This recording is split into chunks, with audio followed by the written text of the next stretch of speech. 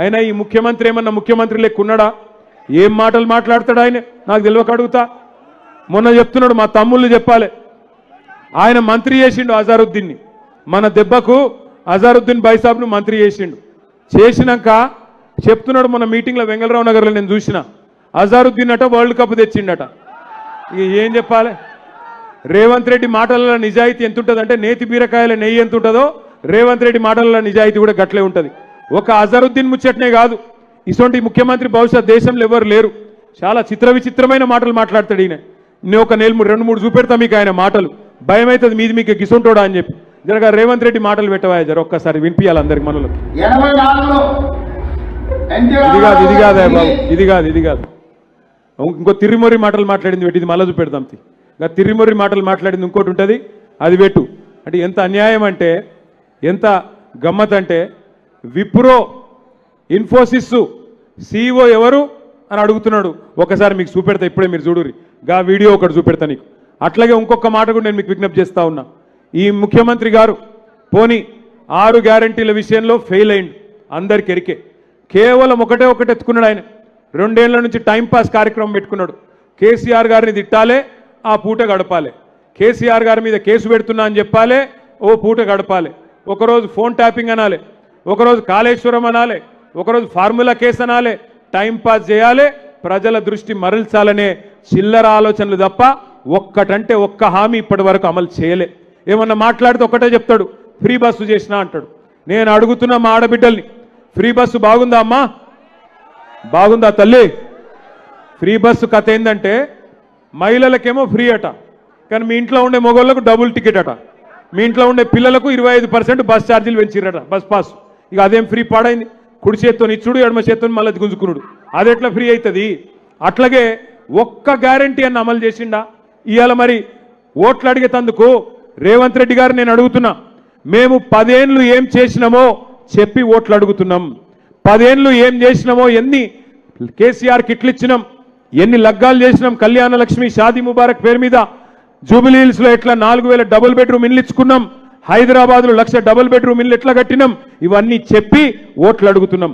42 ఫ్లైఓవర్లు, ఐటీ పరిశ్రమ ఎట్లా పెంచినాం, తెలంగాణ ఆర్థిక ముఖ చిత్రం ఎట్లా మార్చినాం, తెలంగాణ వ్యవసాయ ముఖ చిత్రం ఎట్లా మార్చినాం, తెలంగాణలో సంపద ఎట్లా పెరిగింది, ఒక్కొక్క ప్లాట్ విలువ ఎట్లా పెరిగింది, ఒక్కొక్క జమీన్ విలువ ఎట్లా పెరిగింది, ఇవన్నీ చెప్పి ఓట్లు అడుగుతున్నది బీఆర్ఎస్. నువ్వేం చేస్తున్నావయ్యా? ఏమంటున్నాడు మొన్న మీ కాడికొచ్చి, మీరు నాకు ఓటేయకపోతే రేషన్ కార్డులు రద్దు చేస్తా, నువ్వు నాకు ఓటేయకపోతే తెల్ల సన్న బియ్యం రద్దు చేస్తా. నేను అడుగుతున్నా రేవంత్ రెడ్డిని, వెంగళరావు నగర్ డివిజన్ నుంచి అడుగుతున్నా, నీ అయ్య సొమ్మ, నీ అత్త సొమ్మ, ఎవడి సొమ్ము రద్దు చేస్తందుకు గల్లా బట్టి మీరు మాగంటి సునీతమ్మని గెలిపియండి, అసెంబ్లీలో గల్లా బట్టి నిలదీసి మీది మీకు ఇప్పించే బాధ్యత మాది. ఎందుకంటే రేవంత్ రెడ్డి అనేవాడు ప్రజల సొమ్ముకు ధర్మకర్త తప్ప అదేమైనా అత్త సొమ్ము కాదు, అబ్బ సొమ్ము కాదు. ఒక్కసారి ఆయన తిర్రిమొర్రి మాటలు ఒక్కసారి మీరు వినాలా. ఎంత గమ్మత్ ముఖ్యమంత్రి మనకున్నాడో ఈ దెబ్బకు మీకు అర్థమవుతుంది. ఆ వీడియో పెట్టమ్మా. లేదా ఉన్నదా? సరే, ఒక్క మాట మీకు చెప్పాలా. జర రాగురా భయ్, నీ దండం పెడతా, జర రాగు, నీకు దండం పెడతావు. నేను ఈడ మొత్తుకొని నువ్వు ఆడ మొత్తుకుంటే ఎవరికి అర్థమవుతుంది? నువ్వు ఇంకొక మాట మీరు ఒక్క మాట దయచేసి ఆలోచన చేయండి. మొన్న ఇక్కడికి వచ్చిండు వెంగళరావు నగర్ డివిజన్, వచ్చి ఎన్టీ రామారావు గారి గురించి మాట్లాడిండు, పెద్ద మాటలు మాట్లాడిండు. ఎన్టీ రామారావు గారి మీద ఎన్నడూ లేనంత వగల ప్రేమ కురిపించిండు. ఎన్టీ రామారావు గారంటే మనందరికీ అభిమానమే. మంచి నాయకుడు, గొప్ప నాయకుడు, బ్రహ్మాండమైన. ఎందుకంటే చిన్నప్పుడు మేము చిన్నగా ఉన్నప్పుడు ఎవరైనా ఇళ్ళ కృష్ణుడు రాముడు ఫోటోలు అంటే ఎన్టీ రామారావు ఫోటోలే ఉండేది. ఒక గంత గొప్ప నాయకుడు.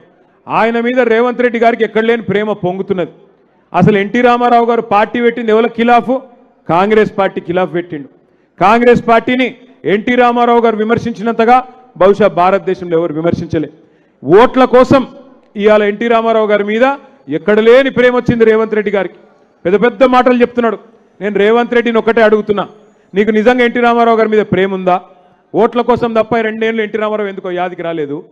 ఎన్టీ రామారావు గారి విషయంలో కాంగ్రెస్ పార్టీ చేసింది ఏందో తెలుసా మీకు? 2004లో అప్పటిదాకా శంషాబాద్ విమానాశ్రయం పేరు ఎన్టీఆర్ విమానాశ్రయం అని ఉండే. కాంగ్రెస్ రాగానే ఎన్టీఆర్ పేరు రద్దు చేసిన మాట వాస్తవం కాదా? ఎన్టీఆర్ పేరు తీసేసి రాజీవ్ గాంధీ పేరు పెట్టింది నీ దిక్కుమాలిన కాంగ్రెస్ పార్టీ కాదా రేవంత్ రెడ్డి? అసలు నీకు తెలుసా ఎన్టీఆర్ నీ పార్టీ ఎట్లా అవమానించిందో? 83లో ఎన్టీ రామారావు గారు పెద్ద మెజారిటీతో గెలిస్తే ఆయనను ఆనాడు ఇందిరాగాంధీ ప్రభుత్వం గవర్నర్ అడ్డం పెట్టుకొని అప్రజాస్వామికంగా తొలగించింది నీ దిక్కుమాలిన కాంగ్రెస్ పార్టీ కాదా? గుర్తుందా నీకు? అసలు నీకు తెలుసా? అప్పుడు నువ్వు యాడున్నావో ఏ పార్టీలు ఉన్నావో ఎవరికి తెలియదు. ఇవాళ ఈయనకు ఎన్టీ రామారావు గారి మీద తెగ ప్రేమ పొంగుతున్నది. ఆ పార్టీ కనుక ఎన్టీ రామారావు గారి విగ్రహం పెడితే ఎన్టీఆర్ గారి ఆత్మ కూడా ఘోషిస్తుంది. అవసరమైతే మీరు మాగంటి సునీతమ్మను గెలిపించండి, సునీతమ్మను దేదీప్యమ్మను ఇచ్చి వాళ్ళిద్దరి చేతుల మీదుగా మా పార్టీ ఆధ్వర్యంలో ఎన్టీ రామారావు గారి కాంస్య విగ్రహాన్ని పెట్టించే బాధ్యత నేను తీసుకుంటా అని చెప్పి నేను మీకు విజ్ఞప్తి చేస్తా ఉన్నా. ఇట్లాంటి దుర్మార్గులు ఓట్ల కోసం డైలాగులు కొట్టేటోళ్లను దయచేసి నమ్మవద్దని చెప్పి నేను కోరుతా ఉన్నా. ఇంకొక మాట కూడా నేను మిమ్మల్ని ఆలోచించమని కోరుతా ఉన్నా. మీరు న్యాయ నిర్ణేతలు. 10 ఏళ్ల కేసీఆర్ గారి ప్రభుత్వ పరిపాలన మీ కండ్ల ముందే ఉన్నది. 2 ఏళ్ల ఈ దుర్మార్గ పాలన మీ కండ్ల ముందే ఉన్నది. మీరు ఆలోచించండి. ఇవాళ ఎందుకు వేయాలి కాంగ్రెస్కు ఓటు? అవ్వలు తాతలు 4000 పెన్షన్ ఇయ్యనందుకు ఓటేయన్నా? ఆడబిడ్డలకు 2,500 ఇయ్యనందుకు ఓటేయన్నా? తులం బంగారం అని చెప్పి మోసం చేసినందుకు ఓటేయన్నా?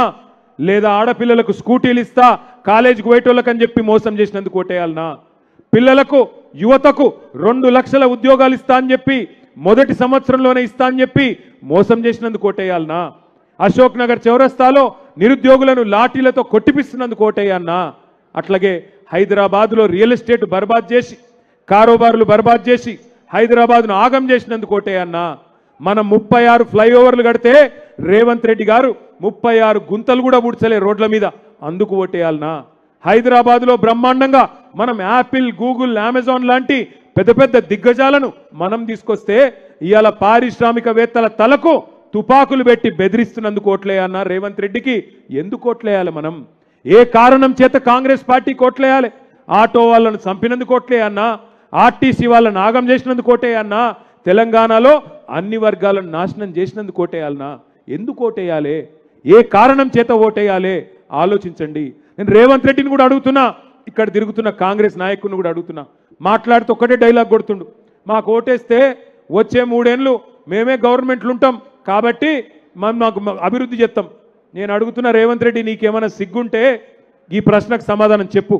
మీ ఎమ్మెల్యే మహబూబ్ నగర్ ఎన్ఎం శ్రీనివాసరెడ్డి చెప్తున్నాడు, కాంగ్రెస్ ఎమ్మెల్యే ఏమంటుండు, మాకు పెళ్లిళ్లకు పేరెంటాలకు పోయేందుకు తప్ప బుడ్డ పైస లేదు, గెలిచిన కాంగ్రెస్ ఎమ్మెల్యేలకు పని లేదు, ముఖ్యమంత్రి పైసలు ఇస్తలేడు, అభివృద్ధి లేదు, 2 ఏళ్ళు అయిపోయింది, ఏం చేయాలనో తెలుస్తలేదు మహబూబ్ నగర్ ఎమ్మెల్యే చెప్తున్నాడు.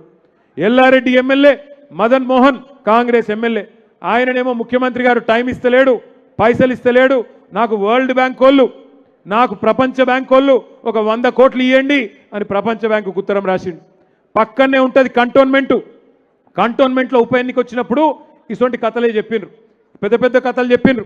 ఏమని చెప్పిండ్రు, మీకు అక్కడ 6,000 ఇండ్లు ఇస్తాం, 4,000 కోట్లతో అభివృద్ధి చేస్తాం. నేను జూబ్లీ హిల్స్లో ఉండే అన్నదమ్ములను ఆడబిడ్డలను అడుగుతా ఉన్నా, కంటోన్మెంట్ పక్కనే ఉంది, ఎలక్షన్ అయిపోయి 16 నెలలు అయింది, 16 నెలల కింద ఇక్కడ చెప్పినట్టే కాకమ్మ కబుర్లు చెప్పిండ్రు.